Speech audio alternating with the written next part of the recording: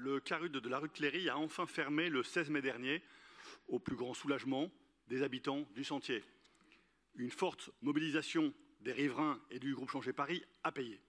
Mais je veux ici témoigner de ce qu'ils ont enduré. Ce n'était pas une gêne passagère, ni une cohabitation difficile, c'était un effondrement.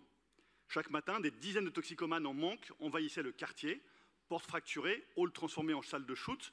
Dans zone de shoot, la laverie en face a dû même embaucher un vigile pour garder les machines à laver. Des enfants ont été menacés, des commerçants agressés, et un père a même été molesté devant ses enfants. Et pendant ce temps, le dealer principal venait prendre son café à l'intérieur du CARUD. Qui peut vivre ainsi dans l'indifférence générale?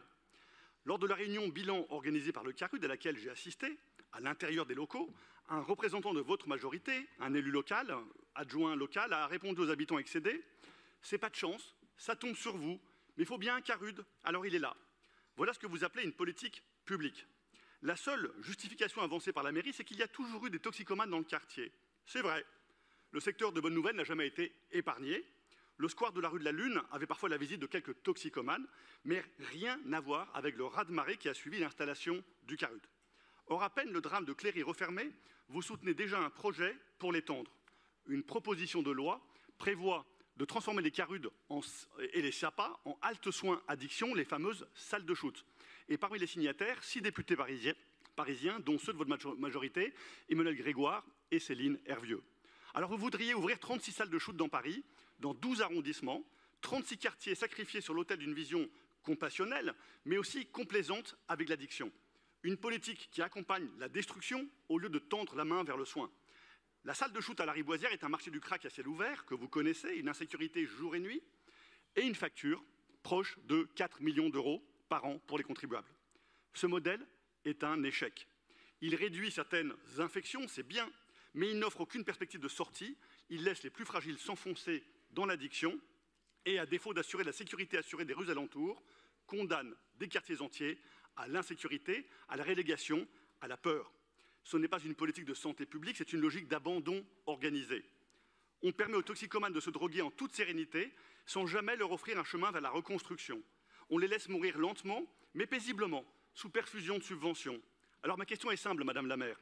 Pouvez-vous regarder les Parisiens en face, dans les yeux, et leur dire que vous soutenez une proposition visant à ouvrir 36 nouvelles salles de shoot dans leur ville? Dans votre éternelle défense des haltes soins addiction, puisque le terme est consacré, il manque en permanence un chiffre. Le nombre de toxicomanes que ces structures ont conduit vers le sevrage. Ceux qu'elles ont aidés à se reconstruire une vie. Jamais un chiffre. On prétend que cette donnée est difficile à mesurer. Ben non, elle est surtout difficile à assumer. Car la vérité, c'est que ces structures ont abandonné leur vocation à accompagner vers le soin les toxicomanes. Elles organisent la survie dans l'addiction, elles matérialisent la résignation.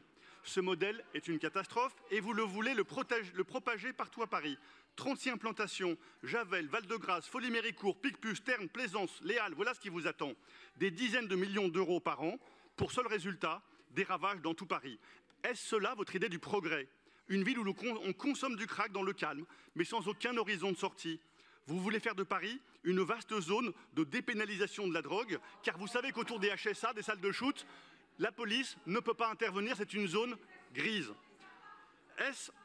Le groupe Changer Paris défend une autre voie, le soin, la stabilisation et la sortie d'addiction. Je sais que vous aimez la préservation, la protection contre les risques et la sortie d'addiction ne vous intéresse pas. Nous, c'est notre orientation. C'est le sens du rapport de la professeure Laurence Vèvre-Drouet qui a remis à la région Île-de-France un dossier, un rapport sur la lutte contre le crack qui a beaucoup intéressé vos services, Madame la maire, fondé sur 3 piliers, soins médicaux psychiatriques, hébergement accompagné, réinsertion sociale et professionnelle, avec un objectif clair, le sevrage définitif. Et ce modèle existe. EDVO l'applique comme d'autres institutions avec des résultats étonnants. 3/4 des toxicomanes qui sont sortis par le sevrage et qui sont dans ces structures post-cure restent toute leur vie sains. Y compris dans un toxicomane d'Éole, que vous connaissez bien.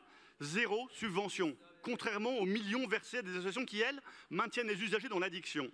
Le mois dernier, lors d'une conférence sur la santé à Paris avec Rachida Dati, Jean-Paul Bruno, président de DVO, nous a présenté des vraies solutions qui marchent. Il n'y a pas de baguette magique, mais ça marche. Petit, mais sûrement.